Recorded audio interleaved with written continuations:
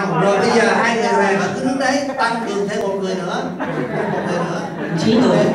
Nên cho tỏ từ lò họ phát ra một người nữa. Rồi thêm một người nữa. Phát ra một thêm một chứ. Rồi hai người hội ý với nhau đi. Nên xin thẳng. Quay lưng lại, hội ý với nhau. Nên thì nó khổ đó thôi. Nên xin thẳng sẽ đi quay ở đây chỉ nữa. Và sự này là đi vào trong này vào trong. Nên trên đây này chia, nên còn hai thì nên là còn tham đó. Cái chi chia đến trên tổng đó này. Này, hai ông bạn với nhau đi. Phải mà. Lên đó. Đừng có ngó người ta. Không đừng nữa, trong trên đó. Đừng có ngó người ta, mình là fan mình ngó người ta làm gì? Hai người cùng ra một cái, nếu mà ra khác nhau là hai ông chết hết.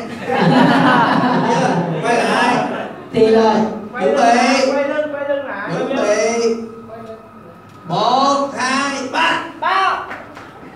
Rồi. Hai bên này làm sai, không có thống nhất với nhau, hai ông chết rồi xuống. Hai bên này thắng. Nên đi về là cái gì đó. Rồi. Dạ. Nó tôi tỏ cá chia lên cho nó. Bên này chúng ta còn 6 người, bên kia còn có 4 người thôi. Gì đi sái tôi tỏ con ló rồi.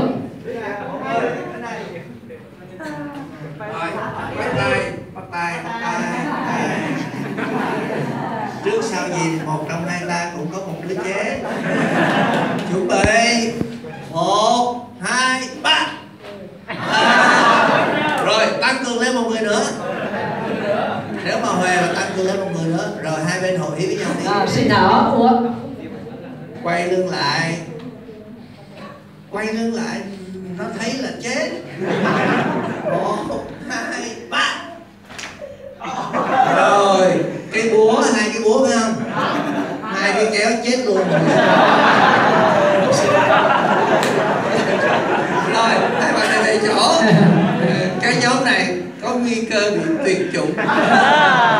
Bên này người ta vẫn còn 6 người. Rồi cử ra một người. Bên này cử ra một người. Rồi bắt tay nhau. Rất tốt, bắt đầu thân thiện rồi đó. Tuy nhiên hai ta sẽ có một đứa chết. Chuẩn bị. Suy nghĩ cho kỹ. 1, 2, 3. Rồi cái kéo bị thua cái búa. Ông ơi ông ngồi xuống giùm cái. Thầy này đang thắng này. Cứu vãn được về chỗ. Mời một người lên. Lên bắt tay nhau. Rất là thân thiết phải không? Quay lại. Đấy. Bây giờ phải suy nghĩ xem là đối thủ tính ra cái gì để mình diệt nó, phải không? Suy nghĩ. Khoan, quay lưng lại, đừng quay đầu lại. Bình tĩnh. Suy nghĩ chưa? Cẩn thận chưa? 1, 2, 3. Rồi cái kéo cái kia ba rồi. Ông ơi ông ngồi xuống kia nữa. Bên kia bị một rồi. Sao đây có 4 à? Một người đưa mất rồi. Sao thầy trốn về đó, thầy ngồi lên đây. Thầy ơi, thầy còn là người cuối cùng, mời thầy lên đây. Bên này ai sẽ đi ra đây? Sẽ được từ trên chỉ xếp nữa. Đây, một người đây. Một người thôi. Một người thôi. Tí nhớ một mà chọi 5 mà 5 thua đấy, thua đấy. Anh ơi, anh rất là quan trọng. Dòng dõi anh có bị tuyệt diệt hay không là ở anh đấy. Nếu anh thắng thì anh có cơ hội để mà cứu vãn cái dòng dõi. Mà nếu anh chết rồi thì dòng dõi anh bị xóa sổ.